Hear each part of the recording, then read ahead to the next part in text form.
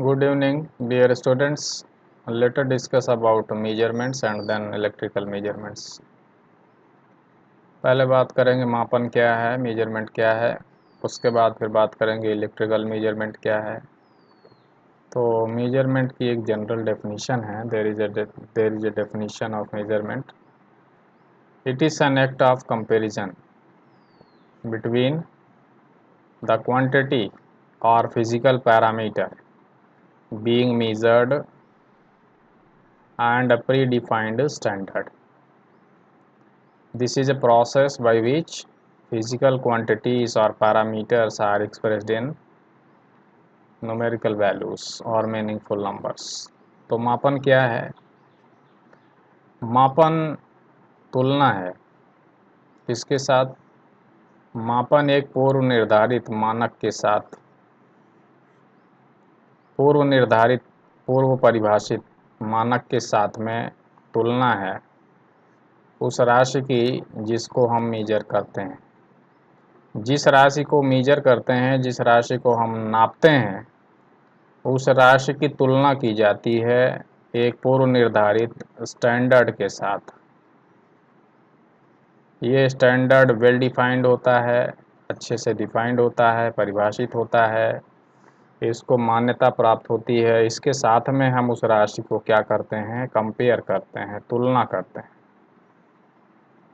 तो कंपेयर करने के बाद में मानक के साथ उस राशि का मान उस मानक की तुलना में कितना अधिक है या कितना कम है, हम उसको एक न्यूमेरिकल वैल्यू देते हैं। वी गिव न्यूमेरिकल वैल्यू,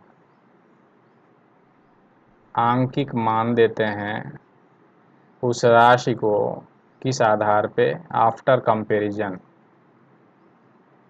तुलना के बाद में हम उसको एक न्यूमेरिकल वैल्यू या आंकिक मान देते हैं उस राशि को, और उस राशि को हम तुलना करते हैं मानक के साथ में। मानक जो होता है वो पूर्व परिभाषित होता है, पूर्व निर्धारित होता है, अच्छे से परिभाषित होता है और इसकी स्वीकृति होती है।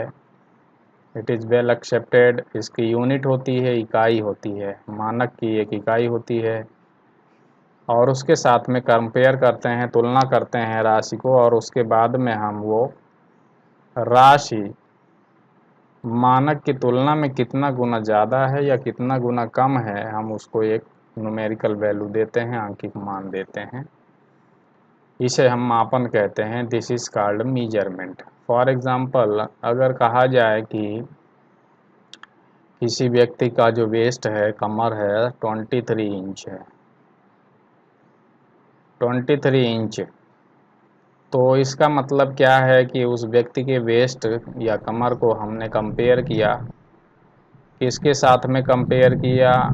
इंच के साथ में। इंच क्या है? इंच है स्टैंडर्ड, मानक है। मानक है, मेजरमेंट का एक मानक है, स्टैंडर्ड है, इकाई है, इंच। इसके साथ में हमने क्या किया? कंपेयर किया, तुलना किया।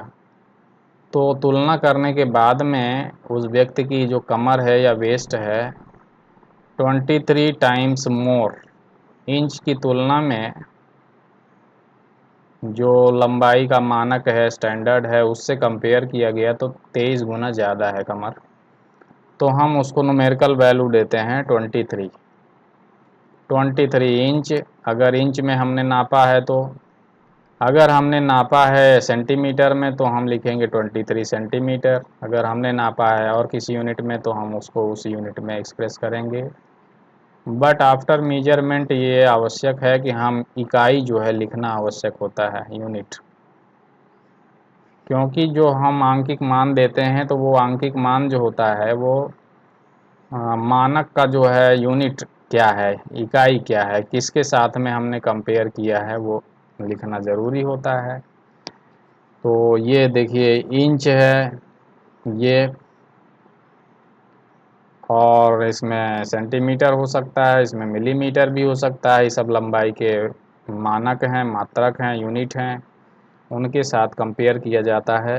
तो ये मेज़रमेंट क्या है? ये बहुत इम्पॉर्टेंट क्रिया है। ये क्यों इम्पॉर्टेंट है? क्योंकि मेज़रमेंट हम ये तो फिज़िकल मेजरमेंट की बात हो रही है, और भी अभी मेजरमेंट की बातें हम करेंगे। तो पहले देखिए फिज़िकल मेजरमेंट हम क्या करते हैं, यूनिट लेते हैं, we take unit, we take standard, मानक। जैसे कि हम वेट नापना चाहते हैं, we want to measure weight, तो वेट का जो मानक है मान लीजिए किलोग्राम है, केजी।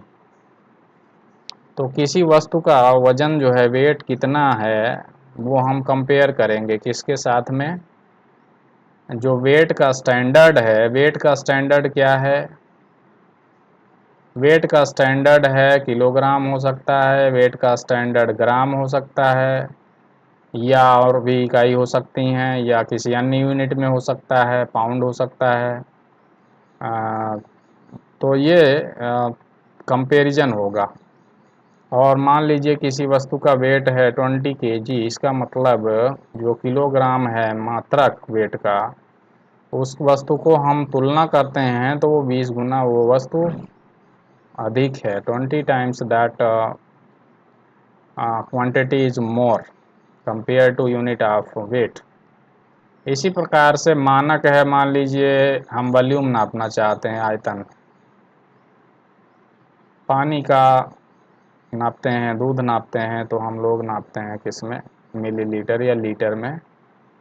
तो इसका हम लेंगे स्टैंडर्ड, मानक। तो इसका स्टैंडर्ड क्या होता है, इसका स्टैंडर्ड वॉल्यूम का लीटर हो सकता है, मिलीलीटर हो सकता है। उसके साथ में हम कंपेयर करेंगे, सपोज़ ये है 1000 मिलीलीटर है, 1000 मिलीलीटर है, तो हम उस क्वांटिटी को कंपेयर करेंगे मिलीलीटर के साथ में। अगर वो 1000 गुना ज़्यादा है तो उसको हम कहेंगे 1000 millilitre, 1000 ml। It means the quantity is 1000 times more than unit of volume और ml, मिलीलीटर। मिलीलीटर की तुलना में 1000 गुना अधिक है। So this is basically measurement. We compare the quantity and after comparison we assign numerical value, we give numerical value। ये major करने के लिए हम लोग यूज़ करते हैं वेट, ग्राम हो सकता है, मिलीग्राम हो सकता है, हम लोग यूज़ करते हैं ये आयतन नापने के लिए वॉल्यूम, मिलीलीटर या लीटर हो सकता है। हम कंपेयर करते हैं उस राशि को, उसको यूनिट के साथ में, we compare this quantity with its unit or standard, and after comparison how many times that quantity is more, we give numerical value accordingly। उसी के हिसाब से हम इसको numerical value दे देते हैं, अंकिक मान, आफ्टर मेजरमेंट।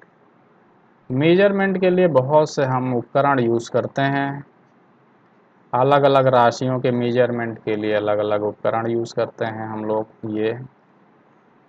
ये क्या हैं, दीज आर मेजरिंग इंस्ट्रूमेंट्स। भौतिक राशियों को या कोई अन्य राशियों को नापने के लिए बहुत से उपकरण यूज करते हैं, वी यूज़ मैनी इंस्ट्रूमेंट्स। ये देखिए सब उपकरण हैं, इंस्ट्रूमेंट्स हैं, जिनकी मदद से हम मेजरमेंट करते हैं, मापन करते हैं। मेजरमेंट क्यों इम्पॉर्टेंट है, मैं अभी बता रहा था कि मेजरमेंट दो तीन वजह से इम्पॉर्टेंट है। पहला इम्पॉर्टेंट मेज़रमेंट इसलिए है because we want to design करते हैं, हम इंस्ट्रूमेंट की डिज़ाइन करते हैं। किसकी डिज़ाइन करते हैं, इंस्ट्रूमेंट की। तो इंस्ट्रूमेंट की डिज़ाइन बिना नापे हम नहीं कर सकते हैं। मेजरमेंट के लिए without measurement it is not possible to design one instrument properly. दूसरा, इंस्ट्रूमेंट डिज़ाइन, इसके बाद हम क्या करते हैं, प्रोसेस, मैन्युफैक्चरिंग प्रोसेस या अन्य कोई भी प्रोसेस को हम डिज़ाइन करना चाहते हैं तो मेजरमेंट आवश्यक है। इसके बाद फिर हम क्वालिटी कंट्रोल करते हैं मेजरमेंट करके। कोई चीज़ का वैल्यू कम है या ज़्यादा है, जब तक आप मेजर नहीं करेंगे तब तक उसको कम ज़्यादा कैसे कर सकेंगे। क्वालिटी कंट्रोल करते हैं, मेंटेनेंस करते हैं। मेंटेनेंस, कंट्रोल ये सब चीज़ें हैं, रिपेयर, ये सब चीज़ें हैं जो हम मेजरमेंट से करते हैं। मेजरमेंट से हम लोग फाइनेंशियल असेसमेंट भी करते हैं, फाइनेंशियल असेसमेंट।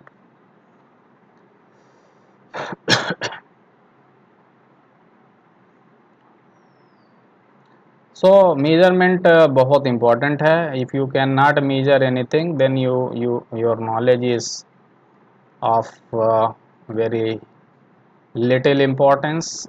ये लॉर्ड केल्विन ने ऐसा कहा था कि अगर आप किसी वस्तु को नाप नहीं सकते हैं तो उस वस्तु के बारे में आपकी जानकारी बहुत कम है। You know very little about that thing if you can not measure that. तो ये मेजरमेंट इसलिए बहुत ही इम्पॉर्टेंट है, और ख़ास करके इलेक्ट्रिकल में मेजरमेंट इसलिए भी इम्पॉर्टेंट है कि most of the electrical quantities are not visible. अधिकांश विद्युत राशियाँ दिखती नहीं हैं। तो किसी वायर में करंट का कितना मान है या वोल्टेज कितना है, बाकी राशियों को तो फिजिकल राशि है तो हो सकता है उसको देख करके आप कुछ अनुमान लगा सकते हैं, एस्टिमेट लगा सकते हैं, एस्टिमेशन। इलेक्ट्रिकल राशियों को देख करके आप एस्टिमेट भी नहीं कर सकते हैं। So in electrical it is very very important. Electrical में तो मेजरमेंट और भी इम्पॉर्टेंट हो जाता है। तो इलेक्ट्रिकल में क्या मेजर करते हैं हम? इलेक्ट्रिकल में मेजर करते हैं विद्युत राशियों को। इलेक्ट्रिकल क्वांटिटीज, विद्युत राशियों को नापते हैं हम इलेक्ट्रिकल मेजरमेंट में।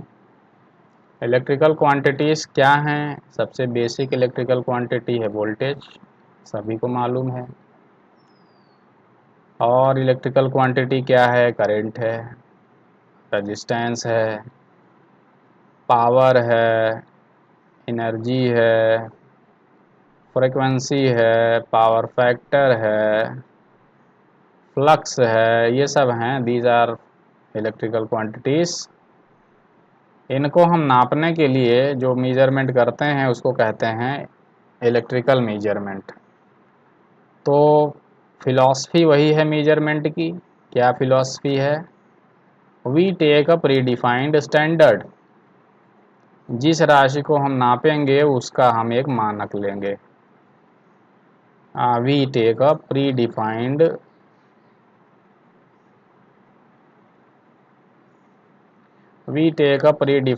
स्टैंडर्ड। पूर्व निर्धारित, पूर्व परिभाषित, पूर्व स्वीकृत मानक लेंगे, इकाई लेंगे, और उसके साथ में क्या करेंगे? कंपेयर करेंगे उस राशि को। कंपेयर करने के बाद में उस राशि का मान कितना है, अधिक है या कितना कम है, वही न्यूमेरिकल वैल्यू हम दे देते हैं। इसी को कहते हैं मेजरमेंट। तो इलेक्ट्रिकल मेजरमेंट में क्या करेंगे? विद्युत राशियों को नापेंगे। We measure electrical quantities, we compare electrical quantities with a predefined standard, preset standard, and after comparison we assign numerical value. आंकिक मान दे देंगे उसको। जैसे कि यहाँ पे हम नाप रहे हैं वोल्टेज या करंट, जो भी होगा उसको हम वोल्टेज नाप रहे हैं सपोज, तो इसका मानक क्या लेंगे? हम वोल्ट लेंगे। वोल्ट के साथ में तुलना करेंगे, उसको कंपेयर करेंगे। मान लीजिए वोल्टेज आता है 10 वोल्ट, इसका मतलब जो वोल्ट है, यूनिट है, इकाई है, मानक है, उसकी तुलना में 10 गुना ज़्यादा वहाँ पे भी वो अंतर है उन दो बिंदुओं के बीच जहाँ हम नाप रहे हैं। मान लीजिए हम करंट नाप रहे हैं, फॉर एग्जांपल करंट 5 एम्पियर है। इसका मतलब क्या है? इसका मतलब है कि जो एम्पियर है, ampere it is the unit of current, इसकी तुलना में जो करंट है वो 5 गुना उस तार में ज़्यादा है। इस तार में मान लीजिए करंट 5 एम्पियर आ रही है, इसका मतलब है the current is 5 times more than unit of current or ampere. या इसी तरह रेजिस्टेंस या फ्रिक्वेंसी जो भी है हम उसको कंपेयर करेंगे, और उसके बाद में जो भी होगा after comparison we use numerical value. तो इलेक्ट्रिकल राशियों को नापने के लिए भी हम क्या यूज़ करते हैं? उपकरण यूज़ करते हैं। We use instruments. ये क्या हैं? सब इंस्ट्रूमेंट्स हैं। किस काम आएंगे? ये सब विद्युत राशियों को नापने के काम आते हैं। विद्युत राशियों को हम नापते हैं इनकी मदद से। ये देखिए हम मेजरमेंट कर रहे हैं with the help of this. ये क्या है? ये है multimeter. With the help of multimeter we are trying to measure some electrical quantity. यहाँ देखिए बहुत से विद्युत उपकरण दिए गए हैं। यहाँ क्या लिखा है? ओम। इससे क्या नापेंगे? रेजिस्टेंस नापेंगे। Unit of resistance is ohm. ये कंपेयर करेगा रेजिस्टेंस को और वो कितना गुना अधिक है ओम की तुलना में, वो शो करेगा वैल्यू। This is volt. इससे क्या नापेंगे? इससे नापेंगे वोल्टेज। वोल्टेज नापेंगे क्योंकि ये वोल्टमीटर है। ये यूनिट ऑफ वोल्ट उसको नापेगा। ये क्या है? ये है अमीटर। इससे नापेंगे करंट। ये क्या है? ये है वाट मीटर। इससे नापेंगे पावर। ये क्या है? ये है power factor metre. Power factor metre क्या होता है? इससे हम नापते हैं पावर फैक्टर। cos फाई से डिनोट करते हैं। ये क्या है? ये है फ्रीक्वेंसी मीटर। इससे क्या नापेंगे? इससे नापेंगे फ्रीक्वेंसी, आवृत्ति नापेंगे। अब मेजरमेंट करने की दो विधियां होती हैं, इलेक्ट्रिकल मेजरमेंट हो या कोई मेजरमेंट हो, वो दो विधियां होती हैं। एक विधि को कहते हैं डायरेक्ट मेजरमेंट, दूसरी विधि को कहते हैं इनडायरेक्ट मेजरमेंट। तो विद्युत राशियों में भी और गैर विद्युत राशियों में भी मेजरमेंट की दो मुख्यतः विधियां हैं। पहला है डायरेक्ट मेजरमेंट, दूसरा है इनडायरेक्ट मेजरमेंट। पहला देखिए डायरेक्ट मेजरमेंट ये है। This is direct measurement. Direct measurement में क्या होता है? The quantity is directly compared with its standard by observer. ये इस बेबी का जो लेंथ है, लंबाई, इसको नापा जा रहा है, इसकी लंबाई को। तो लंबाई को नापने के लिए क्या यूज किया हमने? मीटर। और मीटर क्या है? ये स्टैंडर्ड है। This is standard. इस स्टैंडर्ड के साथ में क्या किया गया? सीधे कंपेयर किया गया, direct comparison. There is direct comparison. और ये कंपैरिजन अधिकांशतः कौन करता है? Most of the time it is observer. Observer क्या करता है? सीधे मानक के साथ में उस राशि को कंपेयर करता है, डायरेक्ट सीधे कंपेयर करता है, और जो भी वैल्यू होती है उसका, वो सीधे उसको न्यूमेरिकल वैल्यू दे देता है। मान लीजिए इस बच्चे की लंबाई है 2 फीट है, 2 फीट है, या आप सेंटीमीटर में नापना चाहें इसको सेंटीमीटर में कन्वर्ट कर सकते हैं, या इंच में नापना चाहें। मान लीजिए इसका इस बच्चे की लंबाई है, आफ्टर कंपैरिजन देखा गया कि इसकी लंबाई है 24 इंच। ऐसे लिख दीजिए 24 इंच। ये किसको पता चला? ऑब्जर्वर को पता चला। ऑब्जर्वर ने सीधे कंपेयर किया इंच से। इंच क्या है? यूनिट ऑफ मेजरमेंट है, लेंथ का, लंबाई का। या सेंटीमीटर में चाहें तो आप इसको कन्वर्ट कर सकते हैं, सेंटीमीटर में भी नाप सकता है, मिलीमीटर में भी नाप सकता है, या मीटर में नाप सकता है। लेकिन डायरेक्ट मेजरमेंट में क्या होता है कि सीधे कंपैरिजन होता है राशि के साथ में, मानक के साथ में, उस राशि को, और उसको न्यूमेरिकल वैल्यू दे दी जाती है, अंकिक मान दे दी जाती है सीधे। तो ये डायरेक्ट मेजरमेंट है। और इसमें सामान्यतः ऑब्जर्वर ये मेजरमेंट करता है। जैसे कि यहाँ नापा जाए, अगर वेट नापा जाए तो ऑब्जर्वर क्या करेगा? यहाँ 5 किलो रखेगा, यहाँ रखेगा क्वांटिटी को, क्वांटिटी रखेगा और उसको कंपेयर करेगा सीधा, और सीधे मेजर कर लेगा डायरेक्ट। तो डायरेक्ट मेजरमेंट क्या है? It is very simple. और इसमें बहुत सिंपल उपकरण की आवश्यकता पड़ती है, बहुत सिंपल चीज़ें आवश्यकता पड़ती है। Measurement is very simple, it requires very simple instrument. ये इसके बेनिफिट हैं, सिंप्लिसिटी है, आसानी से हो जाता है। लेकिन इसमें एक दोष है, सबसे बड़ा दोष ये है कि इसमें त्रुटियां हो सकती हैं, because observer is if observer is not well trained, if observer is not well trained, अगर ऑब्जर्वर अच्छे से ट्रेंड नहीं है तो वो क्या करेगा, गलत रीडिंग ले लेगा, गलत वैल्यू ले लेगा, मेजरमेंट गलत कर देगा। ऑब्जर्वर सही से ट्रेंड नहीं है तो वो लंबाई गलत नाप देगा या वेट गलत नाप देगा। और क्या इसमें प्रॉब्लम है, दूसरी प्रॉब्लम इसमें ये है कि ऑब्जर्वर टू ऑब्जर्वर वेरी करेगा measurement. Measurement depends on the depends observer, कोई ऑब्जर्वर उसी लंबाई को थोड़ा कम नापेगा, कोई ऑब्जर्वर उसी लंबाई को थोड़ा ज़्यादा नापेगा, सो देयर इज वेरिएशन, यहाँ वेरिएशन आएगा मेजरमेंट में थोड़ा सा। तो ये डायरेक्ट मेजरमेंट के कुछ लाभ और हानि हैं, एडवांटेज डिसएडवांटेज हैं। और मेन डिसएडवांटेज ये है कि कभी कभी राशि नापने के लिए उपलब्ध नहीं होती है, sometimes it is not available, कभी कभी वो नापने के लिए उपलब्ध नहीं है। जैसे कि हमको टेम्परेचर नापना है किसी फर्नेस के अंदर, तो हम फर्नेस के अंदर जा कर के, भट्ठी के अंदर जा कर के तापमान थर्मामीटर लेके कैसे नापेंगे, या जो वस्तु हम वेट लेना चाहते हैं वो वस्तु सीधे अवेलेबल नहीं है डायरेक्ट, तो भी हम डायरेक्ट मेजरमेंट नहीं कर सकते हैं। तो डायरेक्ट मेजरमेंट का ये लिमिटेशन है। दूसरा होता है इनडायरेक्ट मेजरमेंट। देखिए इनडायरेक्ट मेजरमेंट में क्या करते हैं, वी यूज इंस्ट्रूमेंट्स, इंस्ट्रूमेंट्स जो यूज़ करते हैं वो क्या करते हैं, वो सेंस करते हैं उस राशि को, दे सेंस दी क्वांटिटी,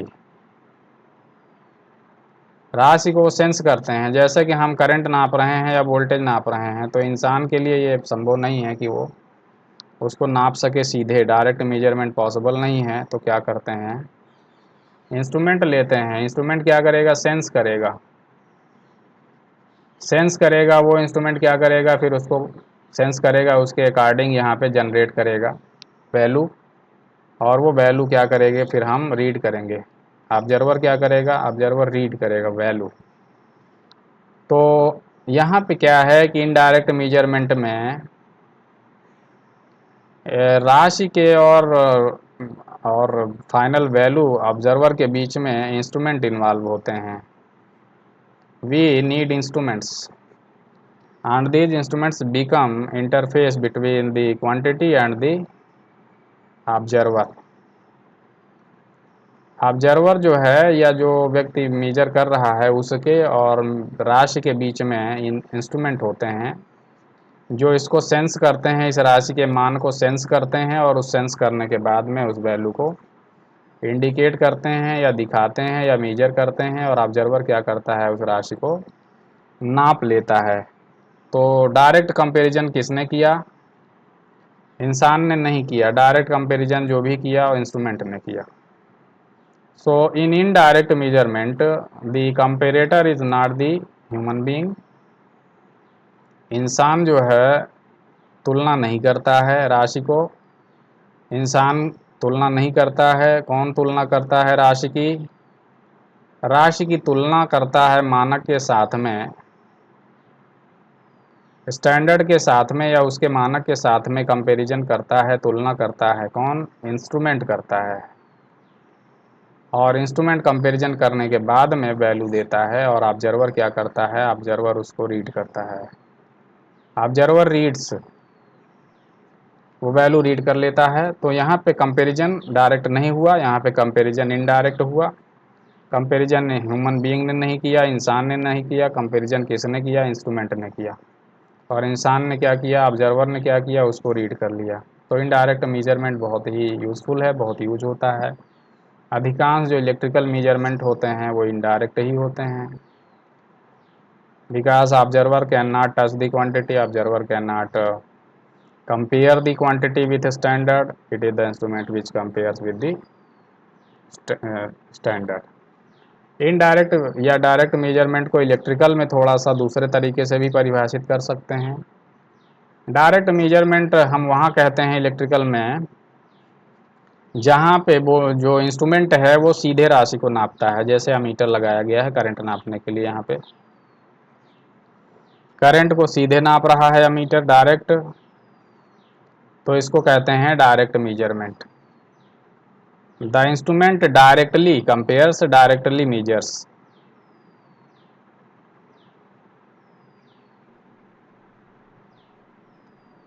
डायरेक्टली मेजर्स दी क्वांटिटी।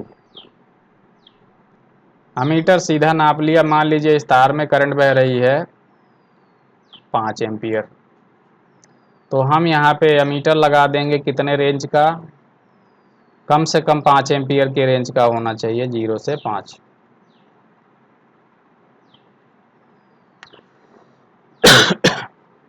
तो ये अमीटर क्या करेगा, इस एम्पियर को, इस करंट को सीधे नाप लेगा डायरेक्ट, इसको कहते हैं डायरेक्ट मेजरमेंट। दूसरा, आपने देखा होगा ट्रांसमिशन लाइन में कभी कभी 1000 एम्पियर की करंट जाती है, कभी कभी 5000 एम्पियर की करंट जाती है। इतनी हैवी करंट को कौन नापेगा? ये एमीटर बनाएंगे इतना ज़्यादा एम्पियर के लिए, तो ये एमीटर का साइज बहुत बड़ा हो जाएगा, दूसरा कॉस्ट बहुत ज़्यादा हो जाएगा, तीसरा यहाँ लाइन में सेफ्टी के पॉइंट ऑफ व्यू से वहाँ जाना भी खतरनाक है, इतना हाई वोल्टेज हाई करंट वाले लाइन में। तो इस वजह से यहाँ डायरेक्ट मेजरमेंट नहीं करते हैं। It is neither desirable nor it is advantageous. तो यहाँ क्या यूज़ करते हैं हम लोग, यहाँ यूज़ करते हैं करंट ट्रांसफार्मर, सीटी। ये देखिए सीटी इसको बोलते हैं, दिस इज कॉल्ड सीटी। सीटी मतलब करंट ट्रांसफार्मर। आगे हम बताएंगे, डिस्कस करेंगे किसी वीडियो में। पीटी यूज करते हैं, वोल्टेज नापने के लिए पीटी, उससे नापेंगे वोल्टेज। सीटी से क्या नापते हैं, सीटी से नापते हैं current. We measure current with the help of CT. Current transformer से करंट नापते हैं, पोटेंशियल ट्रांसफार्मर या वोल्टेज ट्रांसफार्मर से वोल्टेज। फिलहाल ये इनडायरेक्ट मेजरमेंट का हम एक एग्जांपल दे रहे हैं। इस मेजरमेंट में क्या करते हैं कि ये अमीटर लगाया गया है यहाँ पे, ये अमीटर इसको डायरेक्ट नहीं नापेगा 1000 एम्पियर को, इनडायरेक्टली नापेगा। कैसे? हमने सीटी लगाया है, ये सीटी क्या करेगा, इस करंट को 1000 एम्पियर की करंट है मान लीजिए इस तार में, उसको स्टेप डाउन कर देगा 5 एम्पियर में, स्टेप डाउन कर देगा करंट को स्टेप डाउन कर दिया। कैसे? आपको फार्मूला पता है, I2/I1 इक्वल टू होता है N1/N2। So I2 equal to N1/N2 into I1। तो करंट ट्रांसफार्मर की प्राइमरी में फेरे बहुत कम कर देते हैं, N1 is very less and N2 is very high, बहुत ज़्यादा फेरे सेकेंडरी में कर देते हैं, प्राइमरी में बहुत कम, और स्टेप डाउन कर देते हैं इस करंट को।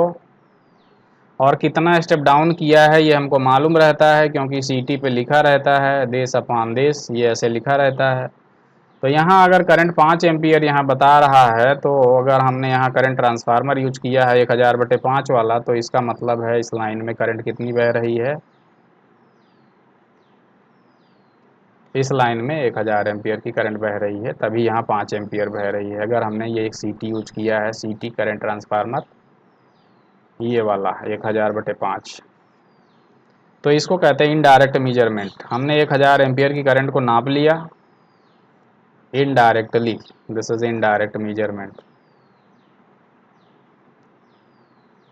इनडायरेक्ट मेजरमेंट, तो 1000 एम्पियर की करंट को नाप लिया 5 एम्पियर के एमीटर से। कैसे? यहाँ 5 एम्पियर है तो यहाँ 1000 एम्पियर होगा, क्योंकि बीच में हमने ये लगाया है करंट ट्रांसफार्मर 1000/5 वाला। यहाँ 4 एम्पियर होगी तो आप कैलकुलेट कर लीजिए, यहाँ 800 एम्पियर होगा। तो क्या करेंगे, हम इसके स्केल को चेंज कर देंगे, उतना गुना बढ़ा देंगे जितना गुना हमने ये लगाया है उसके हिसाब से ये सीधे डायरेक्ट हम वैल्यू रीड कर लेंगे इस पे, तो गुणा भाग करने की ज़रूरत बाद में नहीं पड़ेगी। So this is indirect measurement. इसको इनडायरेक्ट मेजरमेंट कहते हैं because the quantity is indirectly measured with the help of these type of instruments, this type of transformers। ये इनडायरेक्ट मेजरमेंट हो गया।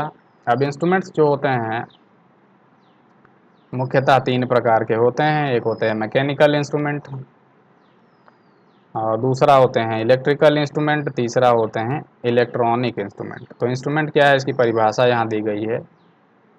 इंस्ट्रूमेंट की परिभाषा ये होती है, दे आर फिजिकल मीन्स, भौतिक साधन है। इंस्ट्रूमेंट क्या है, भौतिक साधन, to determine the quantity being measured. Instrument क्या होते हैं, इंस्ट्रूमेंट वह भौतिक साधन होते हैं जो राशि को आकलन करने में उपयोग में आते हैं। जिस राशि को मापा जा रहा है, जिस राशि को नापा जा रहा है, मेजर किया जा रहा है, उसका मान, उसका आकलन करने के लिए यूज किए जाते हैं, उनको हम इंस्ट्रूमेंट कहते हैं। ये भौतिक साधन होते हैं जिनके माध्यम से हम राशि का आंकिक मान निकालते हैं। So they are interface between human being and the quantity being measured. ये राशि है, कोई नापी जा रही है, ये ह्यूमन है, बीच में होते हैं इंस्ट्रूमेंट, और ये होती है राशि, क्वांटिटी, जो नापी जा रही है। तो बीच में कौन आता है, इंस्ट्रूमेंट आते हैं। क्यों, क्योंकि इंसान डायरेक्ट जो है इनसे इंटरफेस नहीं कर सकता राशि के साथ में, इंसान सीधे नहीं टच में आना चाहता है, इंसान सीधे नाप भी नहीं सकता है वोल्टेज या करंट को, तो क्या करता है, वो यूज करता है इंस्ट्रूमेंट। तो ये क्या है, ये इंस्ट्रूमेंट है। ये क्या है, ये इंस्ट्रूमेंट है, ये इंस्ट्रूमेंट है।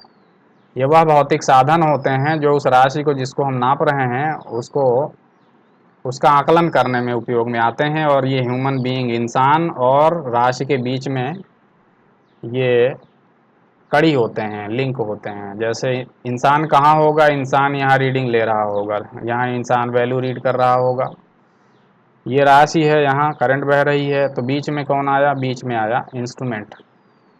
तो इंस्ट्रूमेंट क्या बना, इंस्ट्रूमेंट मध्यस्थ बना, लिंक बना, कड़ी बना, किसके बीच में, ऑब्जर्वर और राशि के बीच में। तो दे आर फिजिकल मीन्स, भौतिक साधन होते हैं जो राशि का आकलन करते हैं, और वो इंसान और राशि जिसको नाप रहे हैं उसके बीच में मध्यस्थ होते हैं, लिंक होते हैं, कड़ी होते हैं, कड़ी का काम करते हैं। अब इंस्ट्रूमेंट देखिए, इनका क्लासिफिकेशन अभी हम बता चुके हैं, मैकेनिकल इंस्ट्रूमेंट, इलेक्ट्रिकल इंस्ट्रूमेंट और इलेक्ट्रॉनिक इंस्ट्रूमेंट। तीन तरह के इंस्ट्रूमेंट मुख्यतः ब्रॉडली क्लासीफाई होते हैं। तो पहला हम डिस्कस कर रहे हैं मैकेनिकल इंस्ट्रूमेंट किसको कहते हैं। देखिए मैकेनिकल इंस्ट्रूमेंट, इंस्ट्रूमेंट कितने प्रकार के होते हैं, मुख्यतः तीन, मैकेनिकल, इलेक्ट्रिकल और इलेक्ट्रॉनिक। पहले मैकेनिकल के बारे में बात करते हैं। मैकेनिकल इंस्ट्रूमेंट क्या होते हैं, मैकेनिकल इंस्ट्रूमेंट क्या होते हैं, दे आर सिंपलेस्ट,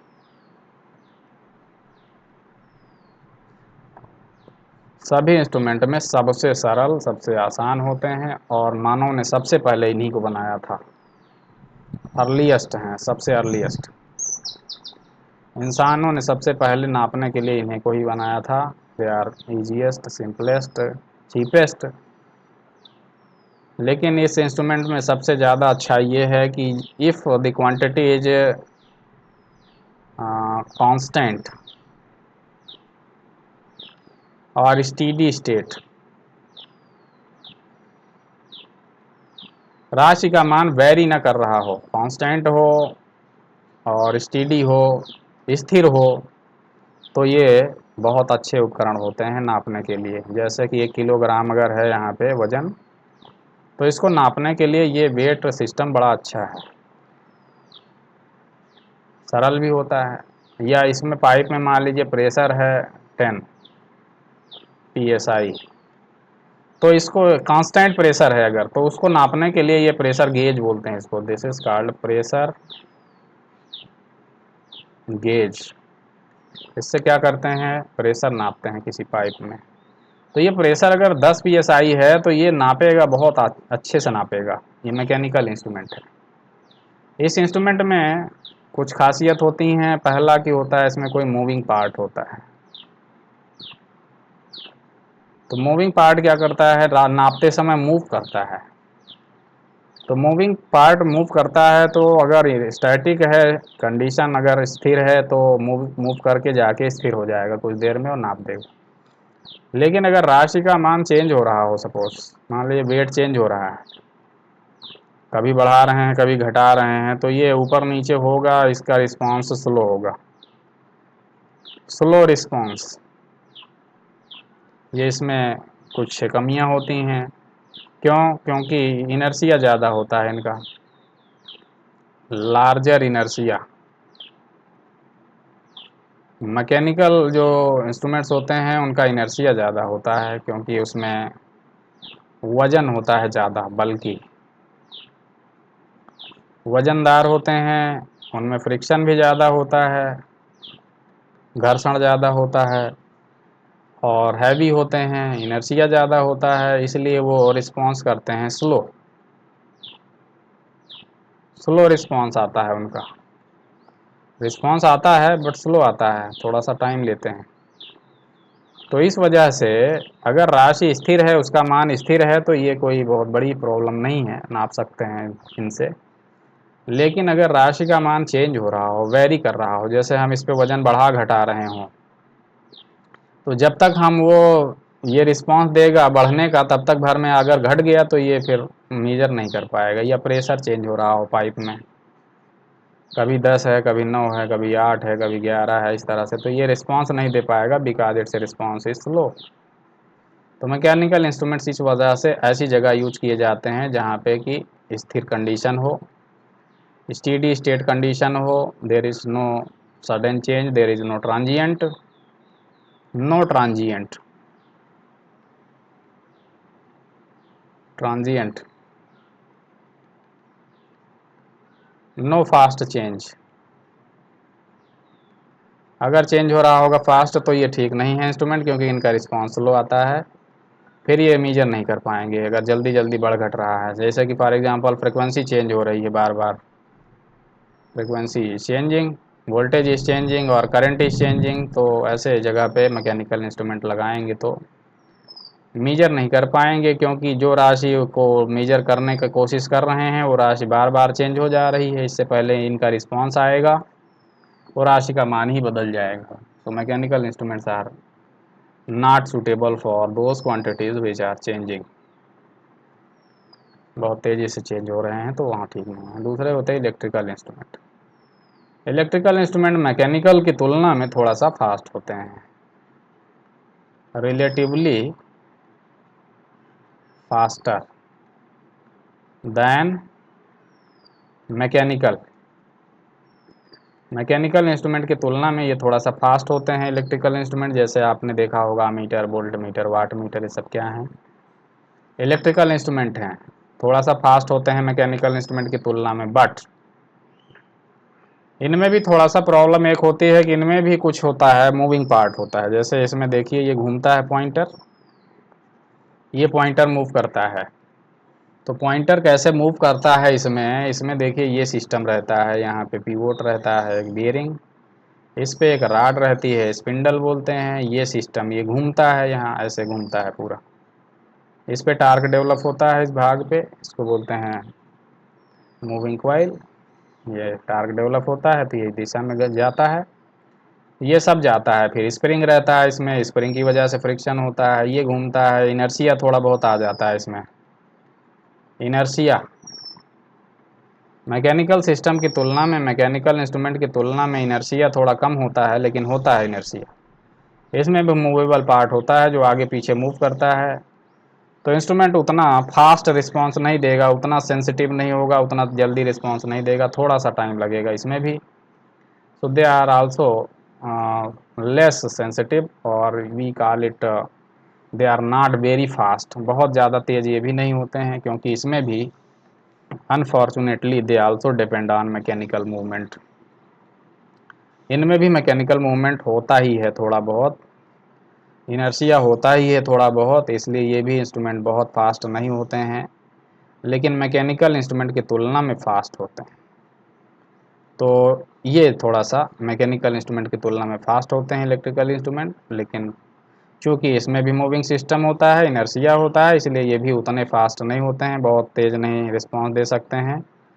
तो ये इनकी भी लिमिटेशन है। अब इलेक्ट्रिकल इंस्ट्रूमेंट जो होते हैं उनको मुख्यतः दो प्रकार से क्लासीफाई किया जा सकता है। हम यहाँ तक आ चुके हैं, इस समय हम यहाँ डिस्कस कर रहे हैं इलेक्ट्रिकल इंस्ट्रूमेंट दो। ये हो गया है, we have discussed this, we are discussing this. इसके बाद डिस्कस करेंगे इसके बारे में, अभी हम यहाँ आ रहे हैं, इस भाग में डिस्कस कर रहे हैं। इलेक्ट्रिकल इंस्ट्रूमेंट मुख्यतः ब्रॉडली दो प्रकार के हो सकते हैं, एक A absolute and B secondary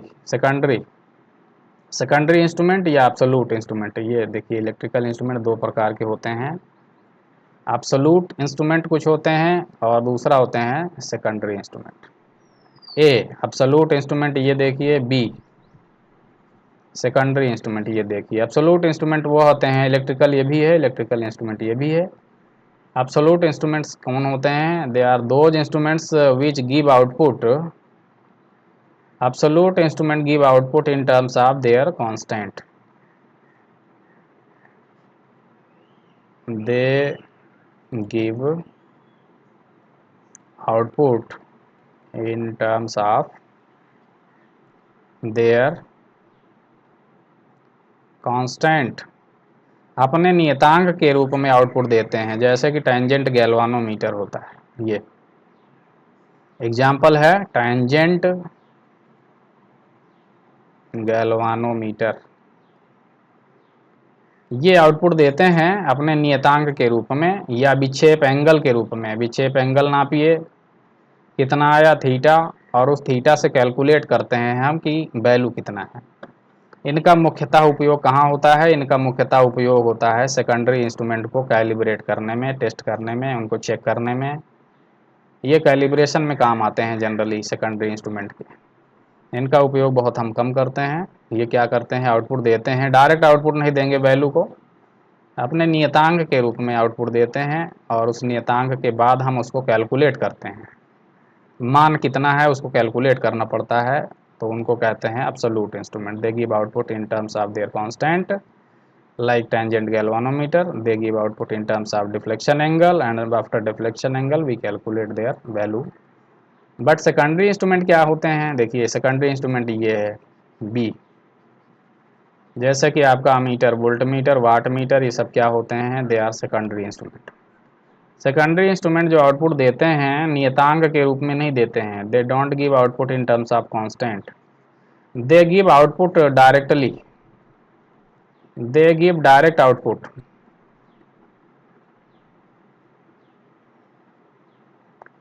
अपने पैमाने पे या अपने स्केल पे या अपने डिस्प्ले पे वो क्या करते हैं? आउटपुट को सीधे देते हैं, डायरेक्ट वैल्यू देते हैं। दे गिव वैल्यू डायरेक्टली, यहाँ कोई नियतांक के रूप में नहीं देते हैं, in fact they give the value directly.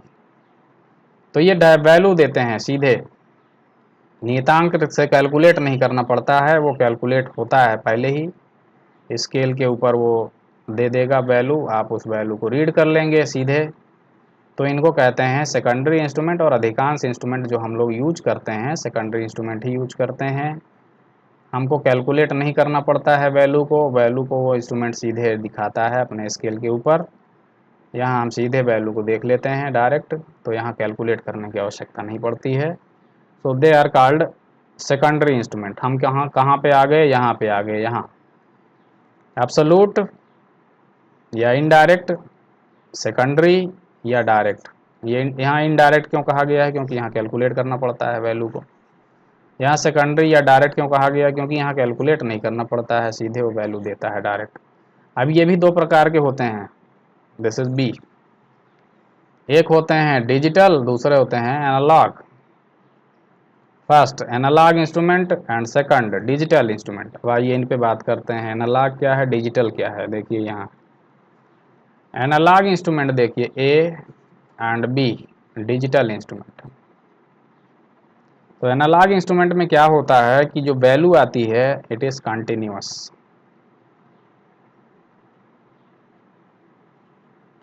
Continuous value देते हैं। वैल्यू होता है उसमें वेरिएशन होता है, gradual variation, smooth variation, slow variation, continuous variation.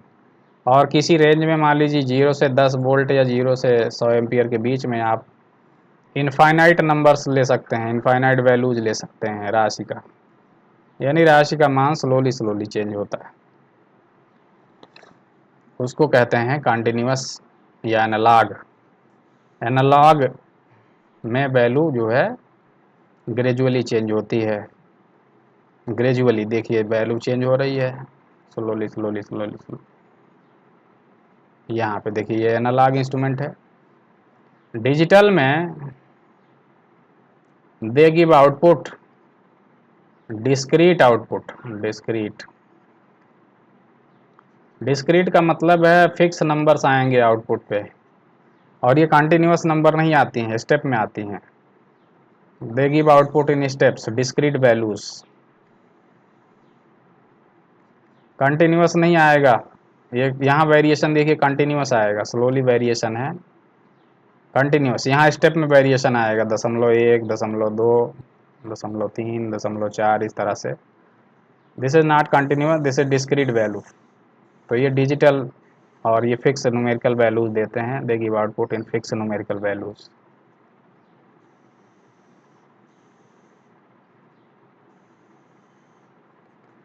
ये डिजिटल इंस्ट्रूमेंट काफ़ी यूज होते हैं। एनालॉग इंस्ट्रूमेंट हम इलेक्ट्रिकल के अधिकांश इंस्ट्रूमेंट हम लोग यूज करते हैं एनालॉग।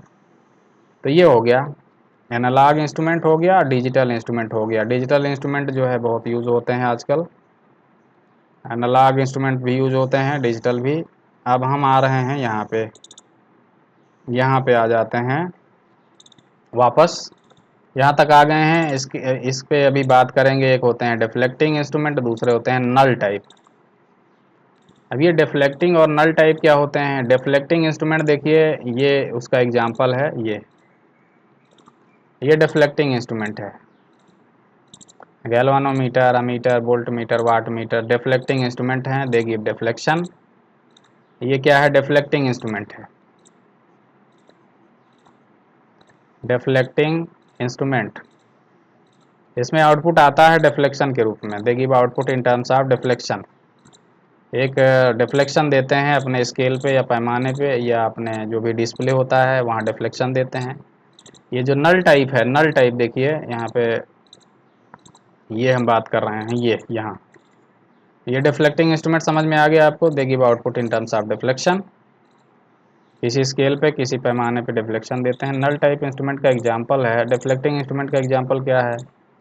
वोल्टमीटर, अमीटर, वाटमीटर, ये सब है। ये इसका एग्जांपल है पोटेंशियोमीटर। इसमें क्या होता है? आउटपुट का इंडिकेशन मिलता है कब? जब हम नल वैल्यू सेट करते हैं या जीरो वैल्यू सेट करते हैं, जीरो सेटिंग करते हैं। जैसे जैसे पोटेंशियोमीटर को जीरो पे जब सेट करते हैं तो वो एक कंडीशन की तरफ इशारा करता है कि वो कंडीशन फुलफिल हो गई है, तब मेजरमेंट होता है। तो वो क्या कहते हैं? नल डिफ्लेक्शन टाइप, जैसे कि पोटेंशियोमीटर। हम आ गए हैं इलेक्ट्रॉनिक इंस्ट्रूमेंट क्या हैं, इनके बारे में बात करने। ये कि यहाँ पे वापस हमारा डिस्कशन यहाँ तक हो चुका है। इसके आगे हम डिस्कशन करेंगे किसी अगले वीडियो में। ये बहुत इंपॉर्टेंट हैं। Indicating instrument, integrating instrument, recording instrument, जो डिफ्लेक्टिंग टाइप होते हैं, ये 3 प्रकार के होते हैं। इनके बारे में बात करेंगे किसी वीडियो में। अभी वापस चलते हैं इलेक्ट्रॉनिक इंस्ट्रूमेंट पे बात करते हैं। ये देखिए, ये इंस्ट्रूमेंट जो होते हैं दे आर फास्टेस्ट। मैकेनिकल हमने बात किया इंस्ट्रूमेंट होते हैं, इलेक्ट्रिकल होते हैं, और तीसरा इलेक्ट्रॉनिक्स। इलेक्ट्रॉनिक्स इंस्ट्रूमेंट में there is no moving part. इसमें कोई पार्ट मूव नहीं करता है। इसमें क्या मूव करता है? इसमें मूव करता है only electrons move. Electron move करते हैं, और इलेक्ट्रॉन का मूवमेंट इतना फास्ट होता है कि इसमें कोई समय लगता नहीं है इनके ऑपरेशन में। Their working is very fast because there is no moving part, कोई इनर्शिया नहीं होता है, कोई टाइम लैग नहीं होता है, सबसे सेंसिटिव, सबसे ज़्यादा संवेदनशील, सबसे ज़्यादा तेज़ होते हैं, सबसे तेज़ काम करते हैं, क्योंकि इसमें मूव करता है इलेक्ट्रॉन। इसमें क्या होते हैं, इसके अंदर क्या यूज होते हैं, semiconductor device. We use diode, we use transistor, we use thyristor, we use thyristor family के जो भी मेंबर्स हैं, we use resistor, we use capacitors, we use inductors, but there is no moving part. We use only semiconductor devices and their switch on and switch off time is very less. बहुत कम समय में on off होते हैं ये, इस वजह से इनमें रिस्पांस बहुत तेज़ होता है, बहुत फास्ट होते हैं। इलेक्ट्रॉनिक इंस्ट्रूमेंट्स जो हैं बहुत ज़्यादा प्रचलन में आजकल हो गए हैं, कारण यही है कि सबसे फास्ट ये होते हैं और सबसे सेंसिटिव भी होते हैं। इनमें पावर की खपत भी कम होती है, power consumption is less, more efficient,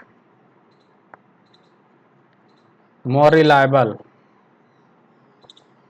यहाँ से डेटा भी भेज सकते हैं, रिकॉर्डिंग भी हो सकती है, तो बहुत सी फैसिलिटीज़ हैं यहाँ पे। इसी वजह से इलेक्ट्रॉनिक इंस्ट्रूमेंट बहुत ज़्यादा यूज होते हैं। हम देखिए ये क्या है, इलेक्ट्रॉनिक एनर्जी मीटर है। इलेक्ट्रॉनिक एनर्जी मीटर आजकल यूज हो रहे हैं बहुत ज़्यादा। कई सुविधाएं होती हैं इसमें, डेटा स्टोर कर सकते हैं, इलेक्ट्रिकल, और इसको टैंपरिंग करना, इसको छेड़छाड़ करना इसमें बहुत आसान नहीं होता है। ये क्या है, इलेक्ट्रॉनिक इंस्ट्रूमेंट है। ये क्या है, मल्टीमीटर। बहुत सी राशियों को नाप लेंगे सीधे इसी से, वोल्टेज, करंट और रेजिस्टेंस, डीसी, एसी सब। तो electronic instruments are very popular because of this advantages. Fast, they are very sensitive, their power requirement is less, they are less prone to tampering, and they are very accurate, reliable, they can store data store कर सकते हैं ये, इस वजह से बहुत use होते हैं। So these are the things we are discussing. तो अगली वीडियो में कभी डिस्कस करेंगे, इसके आगे डिस्कस करेंगे। ये भाग जो है हम छोड़ रहे हैं, डिफ्लेक्टिंग टाइप जो इंस्ट्रूमेंट होते हैं, 3 प्रकार के होते हैं, इनके बारे में बात करेंगे किसी वीडियो में। तो हमने ये सारे इतने प्रकार के इंस्ट्रूमेंट के बारे में बात किया। Thank you for watching this video. Thank you so much.